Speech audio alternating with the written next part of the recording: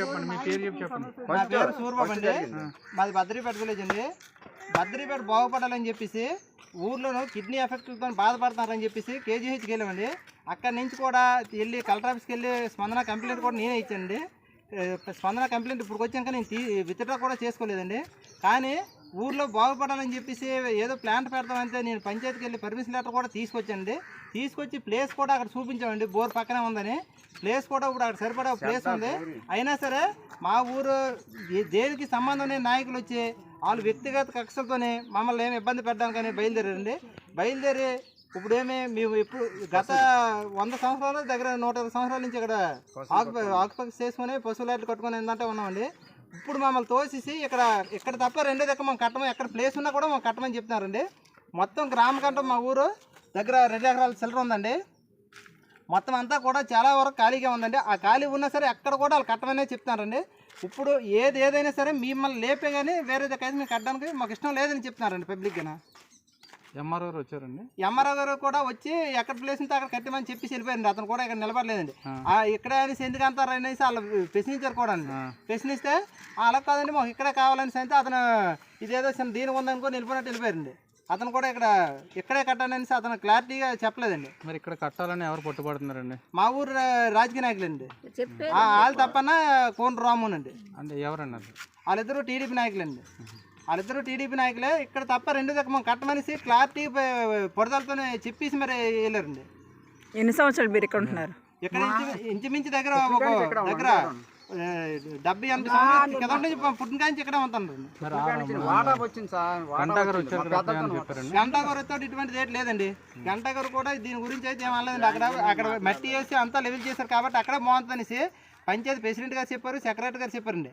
కానీ అది లెటర్ రానంత వద్దు అక్కడని చెప్పారండి. లెటర్ రానిచ్చి మాట మారిస్తారండి. అదండి ఇంకెవరైనా మాట్లాడతారా?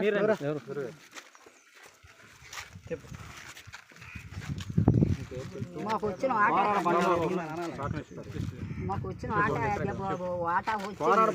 సార్, మా తాతల కాడి నుంచి ముత్తవ తాతల కాడి నుంచి మేము ఇప్పుడు అది వాటాగా వచ్చిందండి. అది ఊరి నివాసం అనేది మాకు తెలియదు సార్. కానీ మా వాటా తీసుకొని మేము బరాయించుకొని ఉంటాం. కానీ ఇలా ఊరి నివాసం అనేసి మాకు తెలియదు. ఊర్లోని బోర్డు ఉన్నాయి ఊరి నివాసాలు కూడా, అది కూడా చూపెట్టాము. ట్యాంక్ అక్కడ ఉంది, బోర్ ఉంది, ఆ తర్వాత షెడ్ ఉంది అనేసి ప్రెసిడెంట్ గారు చెప్పిన తర్వాత, సెక్రటరీ మేడం గారు చెప్పిన తర్వాత ప్రెసిడెంట్ మట్టి తోలించారు, సెక్రటరీ మట్టి తోలించారు.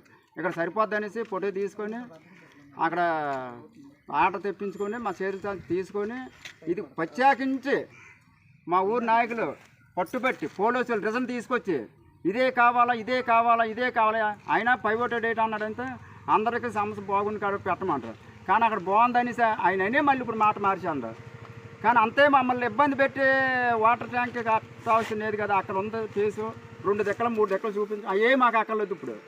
అప్పుడు సరిపోతాయి అన్నారు, ఇప్పుడు మాకు అక్కర్లేదు మీరు మాట్లాడినందుకే అనేసి రాజకీయం పొలిటికల్గా తెచ్చి మమ్మల్ని చాలా వాళ్ళు తప్పన్నా కోండ్రి రాము ఆ తర్వాత ఆల్టి కృష్ణ అక్కడ మా ఊరిలే ఆయన ద్వారా చేస్తాను బావా, నాకు నెట్ర తెచ్చి ఇవ్వండి అంటే నెట్ర తెచ్చి ఇచ్చినాను. నెట్ర తెచ్చి ఇచ్చిన తర్వాత మమ్మల్ని ఇలాగ కలెక్టర్ కూడా వెళ్ళాం మేము. నాకు కిడ్నీ ప్రాబ్లమే, నా మీరు కేసు పెట్టారు అంతే. రగిడి సీటర్గా ఓపెన్ నేను చేస్తానని మమ్మల్ని బెదిరించినారు. ఎవరు బెదిరించారండి? సీ గారు అప్పుడు బెదిరించారండి. అక్కడికి వెళ్ళారండి. మేము అక్కడికి కూడా వెళ్ళి సార్ మేము అట్లేదండి, మేము కేసులు మేము సొంతంగా చూపించామండి. చూపిస్తే పర్వాలేదు అనేసి అన్నారు. అక్కడ పర్వాలేదు అన్నారు, మాకు అక్కడ పర్వాలేదు అన్నారు.